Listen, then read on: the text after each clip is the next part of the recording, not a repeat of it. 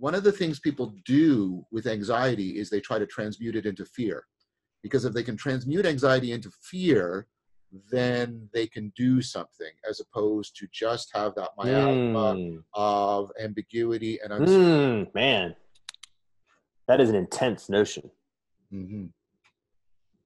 One of the things that people do with anxiety is they transmute it into fear. Wow.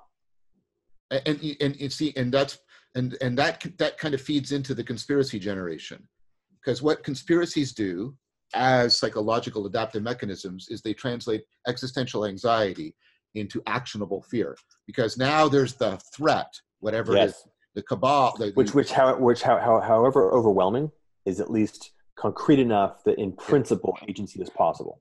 So, I sometimes call this the demonization strategy. One of the ways, I sometimes say to people, and I mean this sort of half ironically, it would be kind of wonderful if there was a devil. It would be wonderful if all of the evil and suffering actually had, an orchestrated genius behind it, because then at last we could know what it is we're supposed to do. Very clearly.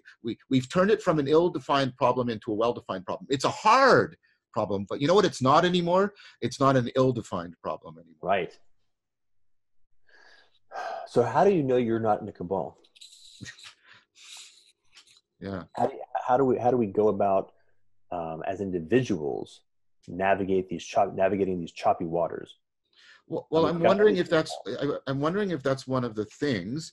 I mean, so a few minutes ago you were talking about a kind of wisdom we need in order to make sure we're going down the left hand, as you put it. I'm suggesting to you that part of that wisdom might be the kind of self-knowledge of this modal kind of self-deception. And so if I'm aware that I'm doing a lot of shifting of anxiety into fear, that for me is a red flag. That for me is a red flag. I love it. Right? A red flag that I'm probably getting into conspiratorial, Kabbalistic, Gnostic in the pejorative sense of the word, kind of thinking, right? Yes, absolutely. It's really interesting. I'm loving the inverse, where the Black Plague broke the religion that was a religion. Yep. And this new thing is what gives rise to the religion that's not a religion. And you just described one piece, one. Yep. What do you do? Is it called a homily? No. A reading, right? A reading from the book of the religion that's not a religion, chapter 7, verse 3. Yeah. If you notice that you're shifting anxiety into fear, then it's a red flag. Yeah, that's right. That's a red flag. And then the converse would be not just teaching people amelioration of anxiety. That's not. You need something more like what we saw happen after the Black Plague, where the identification of your interior life is the grammar of that is fundamentally changed. It would have to be something more like deeper into the guts of the psyche. The response to uncertainty and dynamic change is something other than anxiety. But it has to be. Well, no. We've reconfigured the grammar of our psyche before. We have done this multiple times. So one is, first of all, perhaps the first step is, well, am I translating anxiety into fear? Right? Well, that's bad. But another one is, can I get deeper than the response of anxiety and come up with something other than anxiety as a response to uncertainty? Oh, it's so good, isn't it? I mean, it's funny like this. It's like going through the looking glass, because what you're talking about is faith. A kind of faith, yes. It's faith that we had talked about. We've talked about this several times. We've come to the same place many times, right? Yeah. It's not an ideological, it's not an irrational commitment to an ideology. It's not a willful assertion of a proposition. It's a cultivated sense of being having a participatory conformity with an ongoing transformative process in reality. It's continuity of contact rather than closure into conclusion.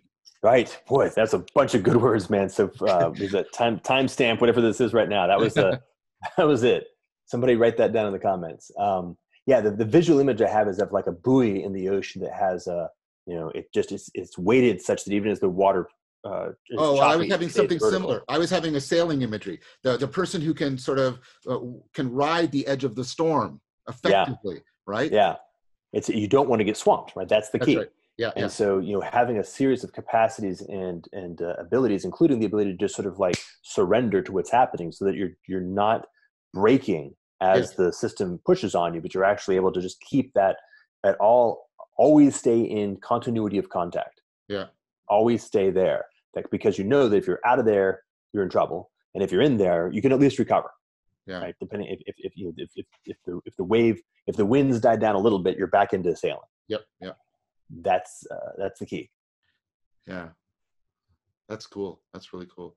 There's a story by Joseph Conrad about a ship that gets swamped, and the sailors are all are sort of holding onto the side of the ship. It's actually been swamped, and Allerston, the captain, they're all watching him because they have a faith in him, but he's watching and he's watching and he's watching, and then all of a sudden he goes, okay, now raise that sail, that sail, that sail, and he gets the right timing of wind and wave, and the ship rights. There you go. So he represents exactly that buoy, right? He was aware that even being swamped is not being swamped.